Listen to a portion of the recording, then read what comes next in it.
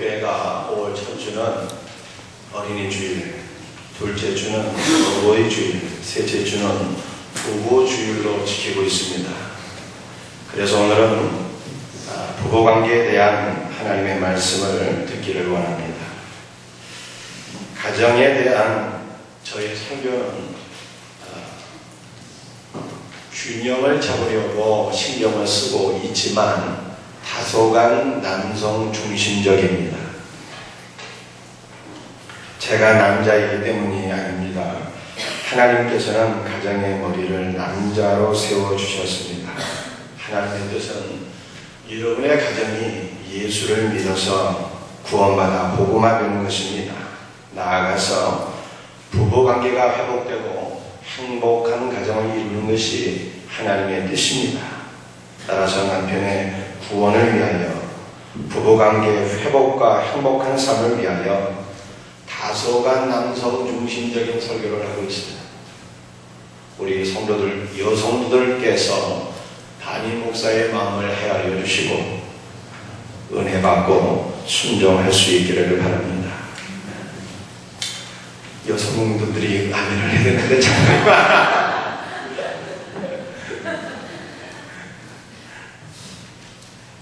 전능하신 하나님은 여세 동안에 말씀으로 천지 만물을 창조하셨어요.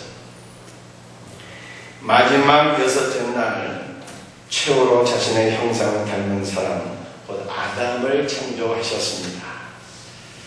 하나님을 지으신 그 모든 것을 바라보시고 심히 기뻐하셨어요.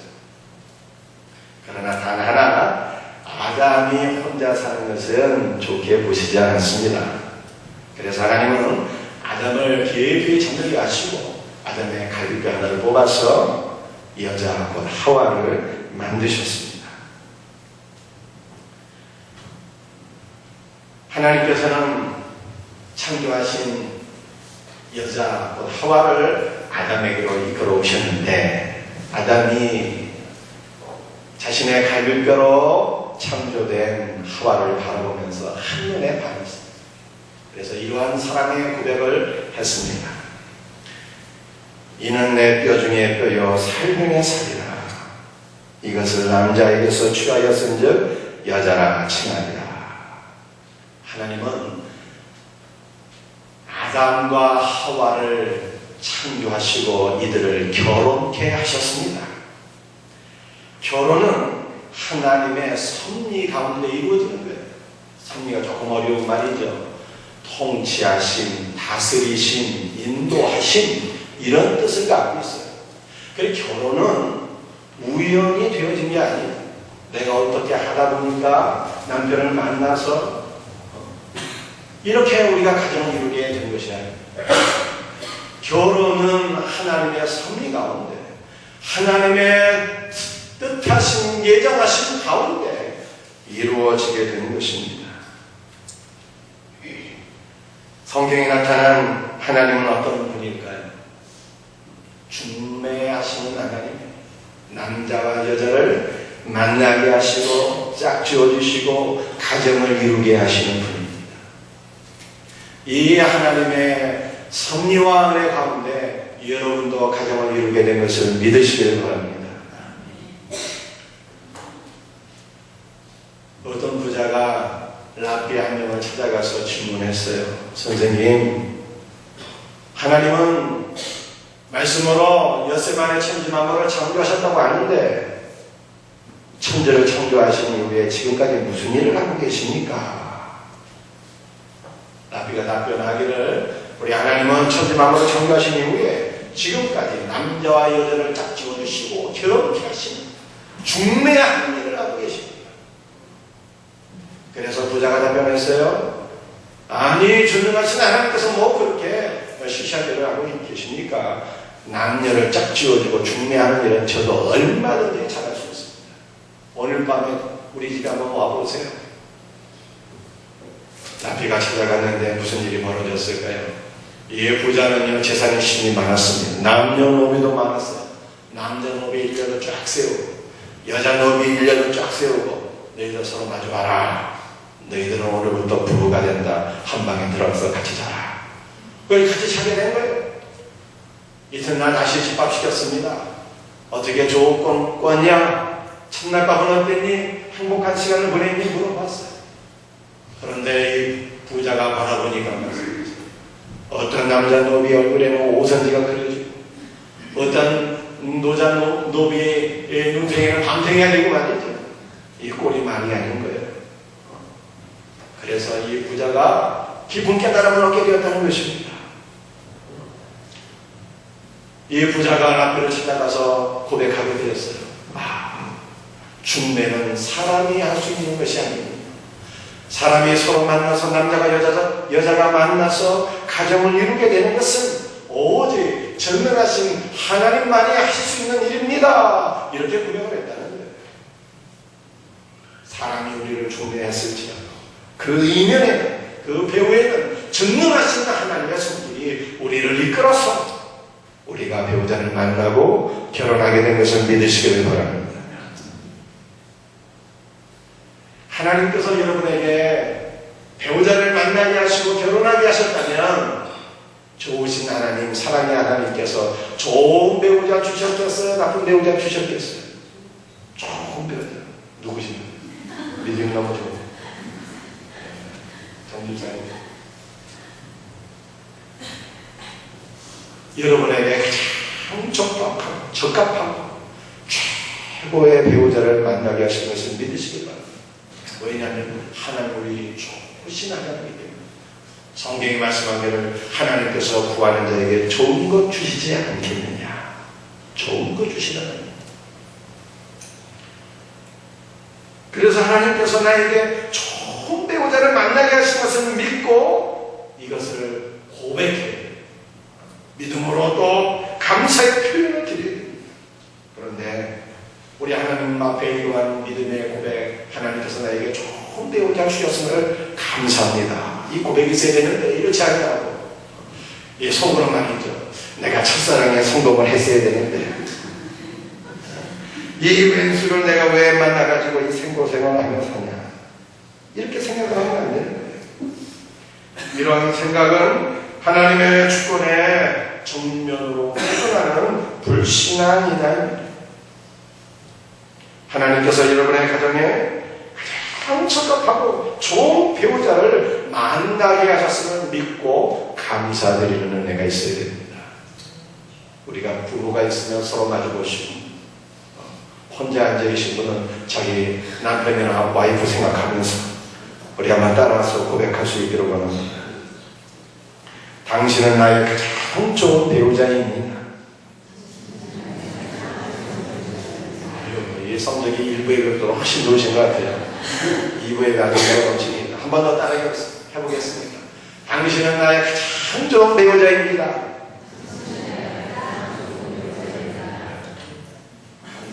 잘 따라하시는 분들 큰 은혜와 축복이 있기를 바랍니다. 또 우리 하나님 앞에 이러한 고백이 있어요. 하나님 나에게 최고의 배우자를 주신 것을 믿고 하나님 아버지에 감사합니다. 하나님 아버지께 감사해요. 믿습니까? 또한 성도는 자신의 배우자가 불신자라면 하나님께서 그 영혼을 여러분에게 맡기신 것을 확신해야 합니다. 하나님의 뜻은 여러분의 배우자와 자녀들이 다 예수를 믿고 구원받는 거예요. 주 예수를 믿으라. 그리하면 너와 내 집이 구원을 받으리라 말씀하셨어요. 구원받지 못할 배우자를 어찌 여러분에게 맡기셨겠어요?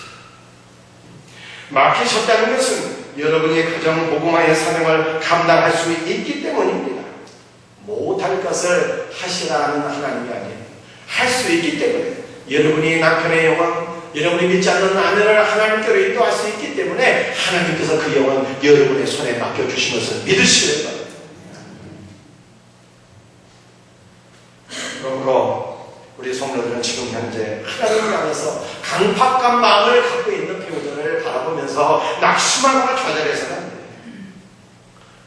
여러분의 배우자를 만나게 하신 하나님 바라보면서 여러분의 배우자의 그 영혼을 맡겨주신 하나님의 은혜를 기억하면서 하나님 앞에 가정 복음화의 사명을 감당할 수 있겠노라 하고 믿음의 확신을 갖고 고백을 해야 되는 것입니다. 하나님은 아담과 하와를 결혼케 하시고 축복하셨습니다. 하나님께서 이 돌을 딱 쥐어주시면서 축복의 말씀을 주셨는데 생육하여 번성하고 땅에 충만하라. 땅을 정복하라. 바다의 물고기와 하늘의 새와 땅에 움직이는 모든 생물을 다스리라. 그렇게 말씀하셨어요. 결혼한 부부가 생육하여 번성하는 것은 하나님의 뜻이요 명령입니다. 그러나 결혼하지 않는 노총각, 노처녀들이 너무나도 많이 있어요. 결혼해도 아이를 낳지 않고 사는 부부들도 많이 있습니다. 결혼하지 않는 것, 아이를 낳지 않는 것은 하나님의 뜻이 아니에요. 하나님 명령에 순종하는 일이 아닙니다. 많은 사람들이 결혼하지 않고 아이를 낳지 않는 이유는 가장 큰 이유가 경제적 어려움 때문이라고 합니다. 그러나 성경이 무엇을 말씀하고 있습니까? 하나님께서 아담과 하와를 창조하시기 이전에 그들의 생존에 필요한 모든 것들을 다 먼저 만드셨어요. 여러분들 창세기에 그 창조한 기록을 한번 보세요. 하나님께서 빛을 첫날 창조하셨습니다. 그리고 나서 하늘과 또 땅과 궁창과 풀과 채소와 과일나무와 해와 달과 별들과 물고기와 새와 땅의 가축과 기를 것과 모든 짐승을 창조하셨어요. 우리 하나님은 인간의 생존에 필요한 모든 것들을 다 구비하시고 아담과 하와를 창조하셨다. 이것이 우리들에게 무엇을 말씀하고 있습니까? 우리 하나님은 우리의 삶에 필요한 모든 것들을 공급해 주시는 우리의 공급자 되시는 분이라는 거예요. 하나님께서 우리 성도들의 가정 경제에 필요한 모든 것들을 채워주실 것을 믿으시길 바랍니다. 자녀 양육에 필요한 모든 것들을 하나님께서 공급해 주실 것을 믿으시길 바랍니다. 성도는요, 공급자 되시는 하나님을 신뢰하며 아이도 낳아야 됩니다. 우리 청년들은 공급자 되시는 하나님을 의지하며 결혼도 해야 됩니다. 돈 없다고 결혼 포기하는 게 아니라, 부모 의지하는 것 아니라 공급자 되시는 하나님을 의지하면서 결혼해야 됩니다. 결혼을 미루고 공부하는 사람들은 많이 있어요. 그 이유 가운데 하나는 결혼식 비용이 너무 많이 들어가기 때문입니다. 성도의 결혼식은 기본적으로 검소해야 돼요. 결혼식의 핵심은요, 부부간의 사랑입니다. 그리고 하나님의 은혜와 축복으로 시작하는 거예요. 그것이 핵심이에요. 돈 자랑하고 낭비하는 것이 결혼식의 핵심이 아닙니다. 그러므로 우리 성도들이 말씀이 결혼식 할 때는 하나님의 은혜와 축복을 받으며 결혼하는 것이 너무나도 중요한 일이라 깨달아서 결혼은 기본적으로 예배당에서 해야 되는 거예요. 여러분들 유럽이나 미국 같은 기독교 국가들을 보세요. 믿는 사람이든 믿지 않는 사람이든 결혼은요, 예배당 안에서 하나님 앞에 영광 돌리고 은혜와 복을 받으면서 하는 거예요. 인생의 첫 출발을 예배로 시작하는 거예요.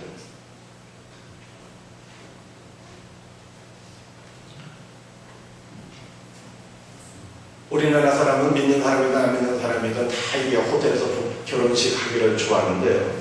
여러분 호텔 뷔페 10만원짜리 1000명 하객 접대한다면 그 비용이 뭡니까? 음식값만 1억이에요. 교회 안에서 예배를 드린다, 결혼식을 한다 할지라도 출장 뷔페, 호텔 뷔페 하게 되면요, 그 비용이 또한 많이 들어가게 되는 거예요.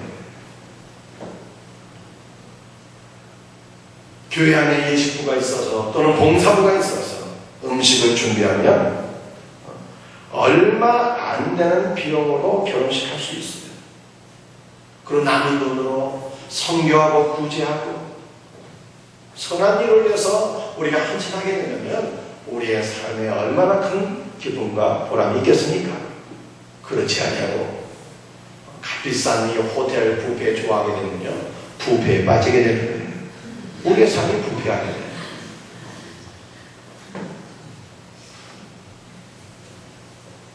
우리 옛날에는 말씀이죠. 우리나라에 둘 만나 잘 기르자.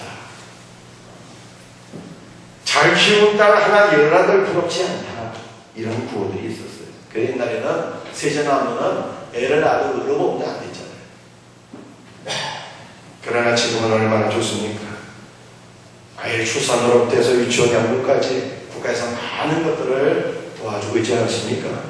기본적으로 국가가 문제가 아니라 우리 성도들은 우리의 삶의 필요를 채워주시는 하나님, 공급자 되신 하나님을 신뢰하고 의지하면서 우리의 자녀를 결혼케 해야 되는 것이고, 또 우리 젊은 성도들은요 아이를 출산해야 되는 것이고, 이것이 하나님의 뜻이기 때문에, 왕의 명령이기 때문에 순종해야 될 것을 믿으시기를 바랍니다. 우리 하나님께서 아담과 하와를 짝 지어주시면서 결혼식을 주례하셨어요. 우리 하나님의 결혼식 축사가 뭐냐? 남자가 부모를 떠나 그의 아내와 합하여 둘이 한 몸을 이룰지로다 말씀하셨습니다. 사람이 독촉하는 것은 하나님의 뜻이 아니에요. 하나님의 뜻은 결혼하는 것입니다. 그런데 어떤 분들은 결혼하고 나서도 한 몸을 이루라고 했는데 각방 쓰는 사람들, 독촉하는 거죠. 결혼했지만 독촉하는 거예요. 각방 쓰는 사람들, 이러한 분들이 있는 것을 보게 됩니다. 하나님의 뜻이 아니에요. 그 요즘에는 반이 너무 많아서 문제인 거야. 싸움 후에라도 한 방 쓰며 지지고 볶으며 풀어야 되는데 각방 쓰게 되면요 이 일이 안 되는 거예요. 남편과 아내가 한 몸을 이루는 것이 거룩하며 아름다우며 하나님의 뜻이라 성경이 말씀하고 있어요. 한 남편과 한 아내가 아닌 일부 다처는요 올바른 결혼의 모습이 아닙니다. 창세기 4장을 보면 라멕은 아다와 실라 두 여자를 자기의 아내로 삼았습니다. 인류 최초로 일부 다처를 시행한 사람이 누구냐? 창세기 4장에 기록된 라멕이라는 사람입니다. 이것은 하나님의 창조의 원리를 거부하는 불신앙인 것입니다. 창세기 16장 말씀을 보면 아브라함은 애국 사람 하갈을 첩으로 맞이하게 되었어요. 성경 역사에 최초로 축적제도를 시행한 사람이 누구냐? 아브라함이었어요. 창세기 19장을 보게 되면 소돔 사람들의 죄악이 나오고 있습니다. 그들은 롯의 집에 찾아온 나그네들과 상관하기 위하여 롯의 집으로 몰려들었어요. 상관했다는 말이 무슨 말입니까? 남자가 남자와 더불어서 부끄러운 일을 해간다는 거예요. 동성애, 호모섹스. 이것은 하나님을 따르는 자들의 극단적인 타락상입니다. 성폭행이나 성매매 또한 하나님께서 인정하시는 남녀간의 연합이에요. 윤찬중 사건. 전 세계적으로 얼마나 수치스럽고 부끄러운 일입니까? 그런데 이런 성폭행이나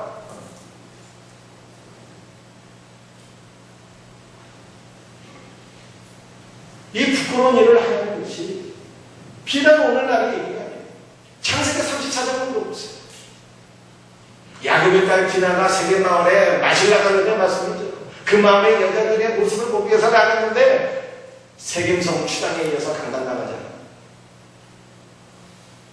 그 강간의 결과가 어땠습니까? 그 세겜 사람들 모든 남자들이 다 죽게 됐어요.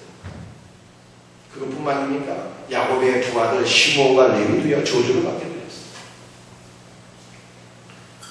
창세기 38장에는 유다와 그의 자고 다말이 이야기가 나옵니다. 유다는 그의 자고 다말이 장애인 줄 알고 그에게 약조문을 주고 동침했습니다. 이것은 성경에 기록된 인류 최초의 성림이에요. 그리고 근친 상간이기도 합니다. 이 모든 일들이 다 크다는 거예요. 여러분, 하나님께서 인정하시는 거룩한 모습은 무엇입니까? 그것은 오직 한 남편과 한 아내, 가정의 울타리 안에서 한 몸이 되는 것, 이것만이 거룩한 성도들의 연합이요 올바른 결혼의 모습이요, 이것 외로 모든 것이 하나님 모습이다. 그러므로 모든 사람은 혼인을 귀히 여기고 육체의 순결을 지켜야 합니다. 히브리서 13장 4절 말씀에 모든 사람은 혼인을 귀히 여기고 순서를 더럽히지 않게 하라. 음행하는 자들과 간음하는 자들을 하나님이 심판하시리라 말씀하셨습니다. 오늘 하나님 말씀 앞에 찔림이 있다면 회개해야 될 것이고요. 여러분들 가정 안에서 남편과 아내의 성적인 연합을 거룩하게 우리가 간주해야 될 것이고, 이것 이외의 모든 육체적인 결합이 하나님 앞에 악한 것이고 심판을 받는 것임을 깨달아서 거룩한 삶을 살게 되기를 주 예수의 이름으로 축원합니다. 여기까지가 서론입니다. 이제부터 오늘 본문 말씀 물론 잘 들으세요. 하나님께서는 우리의 가정을 이루어주시는 분, 우리의 가정의 필요를 채워주시는 분이에요. 나아가서 하나님은 우리의 가정이 행복하게 되기를 기뻐하시는 분이에요. 이것이 하나님의 뜻입니다. 가정의 행복을 위해 성도는요, 배우자를 존중히 여기고 친근히 여겨야 합니다. 이 여성에게는 기본적으로 엄마 본능이 있어요. 이 엄마 본능은 좋게 말하면 보호 본능, 양육 본능이에요. 조금 좋지 않게 표현하게 되면 고치고 지적하기를 좋아하는 본능이에요. 우리 여성들이 남편과의 관계가 회복되기를 원하십니까? 사랑받는 아내가 되기를 원하십니까? 그렇다면 남편에게 엄마가 되어서는 안 돼요. 남편에게 엄마는 한 사람으로 족합니다. 엄마 2명 필요 없어요. 보통 아내가 보는 남편의 실수나 잘못은 틀리지 않습니다. 정확합니다. 그럼에도 불구하고 아내는 지적하거나 비난해서는 안 돼요. 오히려 남편을 조건 없이 존중해야 됩니다. 바람을 펴서 이혼을 결심한 상황이 아니라면 남편이 말입니다. 바람 펴서 정말 이혼할 상황이 아니라면 무조건적으로 남편을 존중해야 됩니다. 여러분도 오늘 성경 말씀을 보세요. 성경에 뭐라고 말씀하고 있어요? 자기 남편을 존중하는 거예요. 여기 앞에 무슨 수치가 없어요. 돈 많이 벌어오는 남편 존경해라 그렇게 말씀하고 있잖아요. 인품이 좋은 성격 좋은 남편 존경해라 그렇게 말씀하고 있잖아요. 신앙 좋은 남편 존경해라 그렇게 말씀하고 있잖아요. 하나님께서 만나게 하시는 바로 여러분의 남편, 자기 남편 존경하라는 거예요. 하나님의 말씀입니다. 이 말씀 앞에 우리는요, 올바른 반응이 있어야 돼요. 지혜로운 여인은 자기 집을 세우되 미련한 여인은 자기 손으로 그것을 허느니라. 이렇게 말씀합니다. 잠언서 14장 1절 말씀. 미련한 여인은 남편의 부정적인 모습에 집착합니다. 잔소리합니다. 지적합니다. 비난합니다. 고치려고 합니다. 그러나 그 결과는 말로써 까딱 잘못하면 자기 집을 허물게 되는 거예요. 어떤 사모님은, 제가 아는 어떤 사모님은, 여기서 말하는 제가 아는 어떤 사모님이란 김미경 사모는 아닙니다. 남편의 설교를 듣고서 주일마다 집에 돌아오면 저녁마다 이런 얘기를 했어요. 다른 목사님의 설교와 비교하면서 당신은 그걸 설교라고 했어. 이 목사님이 너무 마음의 상처를 받게 되고요. 집이 거의 무너질 뻔했는데 하나님의 은혜로 버티면서 가정을 세우는 지혜로운 여인의 말이 무엇입니까? 존경의 말이에요. 칭찬의 말이에요. 격려의 말이에요. 한번 따라해 보시기 바랍니다. 참 잘했어요. 참이 포인트예요. 참의 강조 좀 다시 한번. 참 잘했어요. 이런 말을 하고 살아요. 어떤 가난한 농부가 있었습니다. 전 재산이라고는 말 안 될 뿐이었어요. 그런데 이 가난한 농부가 말씀이죠. 좀 순진하고 단순하고 무식한 사람. 아내와 더불어 상의하지 않고 가정경제가 어려워지니까 이 말을 팔아서 좀 써야 되겠다 이렇게 생각합니다. 그러고 나서 말 한 필 끌고 장터로 가는데 중간에 가다가 황소 한 마리 끌고 가는 사람 만나게 되었어요. 괜히 이 농부가 생각하게 돼요. 이 말은 타고 다니고 물건 싣고 다니는 좋은데 저 황소가 있으면 밥도 갈 수 있지, 또 우유도 짜서 먹을 수 있지, 얼마나 좋아요. 그래서 이 말을 소 한 마리하고 바꾸게 되었어요. 좀 가다 보니까 말씀이죠. 양 한 마리 끌고 가는 사람 만났습니다. 이 농부가 또 생각합니다. 야, 이 황소는 우리 아내가 다루기에는 사이즈가 너무 커. 까똑 잘못하다가 이 뿔에 맞추면 어떡하냐. 내 양은 사이즈도 적지, 젖도 나누지, 털도 깎을 수 있지. 이게 얼마나 좋아요. 이게 양으로 바꿔야 되겠다. 바꿨어. 또 가다 보니까 말씀이죠. 거위 한 마리 끌고 가는 사람을 만났습니다. 또 농부가 생각해보니까 이 거위는 말씀이죠.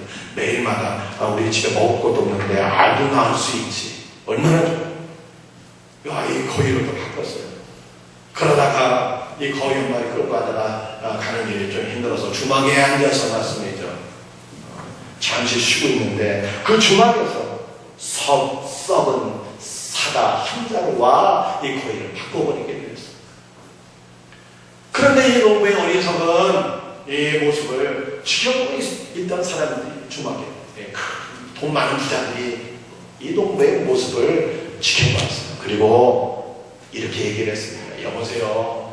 어찌 거위 한 마리하고 아무짝에도 쓸모없는 썩은 사과 한 자루를 바꾼단 말입니까? 당신 오늘 집에 돌아가게 되면은 아내한테 당하기 팍팍 긁힐 것 같습니다. 그랬더니 그 농부가 하는 얘기가 무슨 말씀입니까? 이제까지 우리 아내는 내가 한 일에 대해서 한 번도 비난한 적이 없어요. 언제나 나를 칭찬하고 격려했습니다.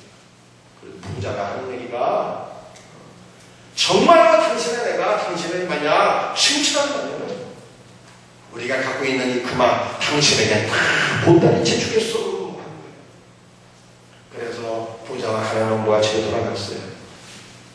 모든 진행되는 과정들을 아내에게 이 농부가 설명했습니다. 그때마다 내가 어쩜 당신 그렇게 훌륭한 일을 했냐고. 참 잘했어요. 정말. 소 바꾼 얘기를 합니다. 양 바꾼 얘기를 합니다. 양은 당신이 다루기가 좋은 것 같아서 이 양털로서 당신의 옷도 했고 날마다 젖도 먹고. 그랬더니 아내가 하는 말이 나를 생각하는 사람은 역시 당신밖에 없어요. 참 잘했어요. 거위를 바꿀 때도 칭찬하고 마지막 썩은 사과 한 자고 아무 자도 쓸모없는 거 있는데 그거 바꾼 얘기를 할 때는 아내가 뭐라고 얘기했을까요? 여보, 내가 방금 전에 옆집에 개통이 집에 가서 믹서기를 좀 빌려달라고 했는데 개통이 엄마가 하는 얘기가 아니 썩은 사과 한 톨도 없는 집에서 믹서기를 빌려서 뭐하게 이렇게 면박을 줬는데 썩은 사과 한 개가 아니라 한 자루씩 갖고 오더니 역시 당신은 최고의 남편이에요. 이렇게 칭찬해요. 그 모습을 바라보면서 부자들이 감동을 받고 자신의 그 말을 화두에 아낌없이 주었다는 거예요. 오늘 본문 말씀 다시 한번 제가 여러분들에게 읽어드립니다. 너희도 각각 자기 아내 사랑하기를 자신같이 하고 아내도 자기 남편을 존경하라. 사랑과 존경. 무슨 수식어가 없어. 자기 아내, 예쁜 아내, 그런 아내 사랑하는 게 아니라 그냥 자기 아내, 여러분의 아내 사랑하는. 무슨 수식어가 없어요. 돈 많은 남편, 능력 있는 남편이 아니라 자기 남편 존경하는 거예요. 어떤 아내의 편지, 남편에게 보내요. 한번 잘 들어보세요. 주님께서 우리를 사랑하신 것처럼 당신이 저와 아이들을 헌신적으로 그리고 조건 없이 사랑해줘서 고마워요. 우리의 가정을 위해 열심히 일하는 것도 매우 고마워요. 당신 때문에 우리의 가족이 편안하고 행복하게 살 수 있어요. 필요하다면 당신은 가족을 위하여 생명도 내어놓을 거라는 걸 알아요. 내가 당신 남편이라는 사실이 몹시 자랑스러워. 시간이 흐를수록 당신을 향한 사랑은 커져만 갑니다. 그렇지만 남편이자 남자인 당신을 향한 내 존경은 더 큽니다. 무한한 존경을 보내며 당신의 아내가. 이 남편 마음이 어떻게 했어요? 얼마나 여러분들 이 편지를 읽을 때 감동이 되겠습니까? 부부관계가 회복되지 않을래 않을 수 없는 무조건적인 존경이. 그래서 성경에 보니까 사라가 그 남편 아브라함을 대할 때 주님처럼 대했잖아요. 남편은 아내가 엄마의 분성으로 지적하고 비난할지라도 아내의 마음을 헤아리며 감사한 마음을 갖고 살아야 돼요. 아내에게 보내는 어떤 남편의 편지예요. 잘 들어보세요. 저는 아내로 인해 늘 하나님께 감사하기로 결심했습니다. 저는 수년간 아내에게 충실했고 아내는 새 아이의 훌륭한 엄마가 되었습니다. 그런데 10년 전 이즈음 제가 심장 발작을 일으켜 거의 죽을 뻔한 일이 일어났습니다. 개용 수술을 받아야 했고 직장도 잃었습니다. 우리의 가정은 저축해 놓은 돈과 집을 다 잃었습니다. 지금 아내는 공인중개사 자격증을 땄고 수입에서 큰 부분을 맡고 있습니다. 저는 더 이상 회사에서 중력으로 일하지 못하기 때문에 지금은 시간제 임시직으로 일하고 있습니다. 아내가 비난하고 빈정대고 경멸하는 것 같이 보일 때마다 저는 아내가 아직 제 곁에 있다는 것만으로도 감사하다고 생각합니다. 어떤 남편이 고백하게요? 아내가 엄마 분성으로 잔소리하고 지적하고 고치려 해도 아내가 살아있다는 것만, 아내가 일한다는 것만 너무 고맙고 감사하다. 감사한 마음을 갖고 살아요. 남편은 존중만 받기를 원하지 말고 존중받을 수 있는 삶을 살아야 됩니다. 가정에서 남편은 영적 리더로 세워져야 합니다. 하나님은 가정의 머리로 아내가 아닌 남편을 세워주셨습니다. 아내는 남편을 영적 리더로 세워 가야 되고요. 남편은 가정 안에서 영적 리더가 되어야 됩니다. 남편은 가정에서 아내와 더불어 기도해야 됩니다. 부부가 함께 기도하면 가정에 능력이 나타나고 은혜가 임하고 축복이 임하는 것을 믿으시기 바랍니다. 남편은 가정에서 아내와 더불어 기도하게 됩니다. 이것은요, 남편이 가정의 영적 리더가 되기를 원하는 아내의 소원을 들어주는 일이 되는 거예요. 남편이 가정 안에서 성경 읽고 묵상하고 말씀 나눌 때 더욱 아내와 더불어서 예배드리고 이 경건한 삶을 힘쓰게 돼요. 그 남편이 가정 안에서 아내와 아이들의 존경을 더욱더 하게 될 것을 믿으시기 바랍니다. 부부는 서로 존중 여기며 살아야 돼요. 그런데 만약에 여러분의 남편이 믿지 않는 분이라면 어떻게 될까요? 아내된 자들이 먼저 존경해야 돼요. 아무 조건 없이 무조건적인 존중을 해야 돼요. 가정이 회복되고 치유될 것을 믿으시길 바랍니다. 나아가서 부부는요, 서로를 친밀히 여겨야 돼요. 남편과 아내는 세상에서 둘도 없는 친한 친구가 돼요. 부부가 친밀한 친구가 되지 못하면 남편 은퇴 이후에 굉장히 힘든 시간을 보내게 됩니다. 은퇴하고 나면 지금은 바빠서 돈 버는데 직장 생활하는데 막 여념이 없지만 은퇴하고 나면 일할 것도 없는데 시간을 나는 놀게 되잖아요. 애들도 없어요. 애들 다 출가했어요. 나중에는 부부만 딱 남게 되는 거야, 일도 없이. 하루 종일 도대체 뭐 하면서 살 거예요?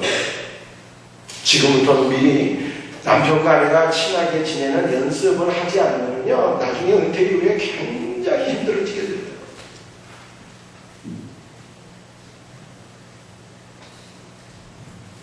지금부터 미리 연습하고 그래. 어떻게 하면 좋을까요? 남편 퇴근하고 나면은 그때 미리 연습하는 거예요. 메모를 단정히 하고 친근이 돼야 돼요. 친근이. 남편이 퇴근을 해도 속 닭보듯이 하면요, 이게 안 되는 거예요. 여러분들 먼저 친구가 되기 위해서는요, 대화를 찾아야 됩니다. 대화의 3원칙이 있잖아요. 대화의 3원칙. 가르쳐 드릴 테니까 잘 가면 따라해보세요. 경청하자. 따라해보세요. 경청하자. 경청 잘 들어야 돼요. 두 번째, 공감하자. 공감을. 남편이 얘기하면 공감을 해야 돼요. 그래서 당신은 참 힘들었겠네. 오늘 참 당신 너무 좋았겠구나. 이 공감이 있어요. 반. 남편의 말 듣고 같은 공짜라도 공격하면 안 돼요. 공격이 아니에요. 말이 비슷하긴 한데 공격이 아니라 공감을 해야 돼요. 공감을. 그리고 대화의 세 번째 원칙은요, 상대방에 맞는 대화 주제를 선택하는 거예요. 이게 무슨 뜻일까요? 잘 들어보세요. 여러분들 가운데 많이 낚시 좋아하는 사람들이 있을 거예요. 낚시하러 가는데 자기 좋아하는 거 가지고 낚시하러 가는 사람 봤습니까? 물고기 낚는데 자기가 아이스크림 좋아해. 아이스크림 갖고 낚시하러 가면 돼야 안 돼요? 안 돼. 물고기 못 잡아요. 자기가 쪽발에 좋아한다고 쪽발에 가지고 가면 돼야 안 돼요? 물고기 못 잡아요. 허당해요. 반드시 낚시하러 가는 사람은 물고기가 좋아하는 걸 갖고 가요. 떡밥을 갖고 가든지 지렁이 갖고 가든지, 그죠? 그래야지 뭔가 역사가 일어나는 거예요. 부부간의 대화도 마찬가지예요. 아니면 뭐 자기가 좋아하는 것만 얘기하려고 그러면 이게 되겠어요? 안 돼요. 남편과의 관계를 회복하기 원하는 분이 계시다면 남편이 좋아하는 것이 무엇인가를 알아야 돼요. 남편의 관심사항을 파악하고 이해하고 거기에 대한 정보를 가져야 돼요. 남편이 축구를 좋아한다. 그러면 남편과의 관계를 맺기를 원하는데 예를 들어서 남편이 축구를 좋아해요. 남편이 자다가 눈에 밤부터 일어나서 축구 경기 보는 거예요. 그럼 어떻게 해야 돼요? 축구에 대한 여러분들 정보를 가지세요. 그러면 대화가 될 수가 있어요.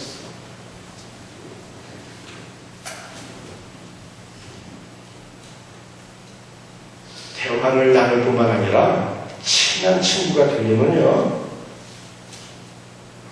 취미생활도 같이 해야 돼요. 이 취미생활 누구에게 맞춰야 될까요? 여러분들이 남편과의 관계를 회복하기를 원한다면, 그죠? 우리 아내들이 남편의 취미생활에 맞추세요. 남편이 운동하는 거 좋아한다, 등산하는 거 좋아한다, 같이 등산하는 거. 탁구 치는 거 좋아한다, 탁구 배우고. 남편이 골프할 거 좋아한다, 골프 배우고. 여행하는 거 좋아한다, 같이 여행 다니고. 취미생활도 남편에게 맞춰서 같이. 그리고 마지막으로 신앙생활도 같이 해야 되는 거 아니겠습니까? 천국까지 같이 가야죠. 이것은 어떻게 될까? 여러분들, 제가 분명하게 말씀드립니다. 첫 번째 거를 양보해서 대화의 주제를 남편에게 맞추고요. 두 번째 거 취미생활을 양보해서 취미생활 남편에게 맞추면요, 세 번째 거는 남편이 여러분에게 맞춰지게 되어 있어요. 남편이 여러분을 따라오게 되어 있는 거예요. 신앙생활은 여자가 남편에게 끌리는 게 아니라 남편을 여자에게 끌어서 신앙생활은 남편이 여자에게 맞추도록 해야죠. 신앙생활은 같이 합니다. 같이 주일을 성수하고 같이 예배를 드리고 같이 봉사생활을 하고 같이 함께 예배를 드리게 됩니다. 여러분 그 가정에 얼마나 큰 은혜와 복이 있겠습니까? 이렇게 되기를 주 예수의 이름으로 축복합니다. 여러분 오늘 제가 여러 가지 많이 얘기했는데요. 다 잊어버려도 돼요. 한 가지만 기억하세요. 무조건적인 종교, 무조건적인 종교. 그리고 친구가 되는 친구. 누가 말씀하셨다고 그렇게 하라고? 주께서 그렇게 말씀하셨어요. 에베소 5장 33절. 자기 아내, 그죠? 예쁜 아내가 아니라 수십억가 필요 없어. 지금 하나님께서 만나게 하신 자기 아내. 무조건적으로 살아요. 무슨 수십억가 필요 없어. 자기 남편 무조건 존경해야 돼요. 무조건. 자기 남편은 존경하는 거예요. 그리고 친하게 지내야 돼요. 친구가 돼야 돼요. 남편에게 맞추세요. 대화를 맞추고 취미생활을 맞추고 신앙생활은 남편을 하나님께로 인도하고 이와 같은 은혜가 있기를 주 예수의 이름으로 축복합니다. 다 같이 일어나셔서 우리 찬송하겠습니다.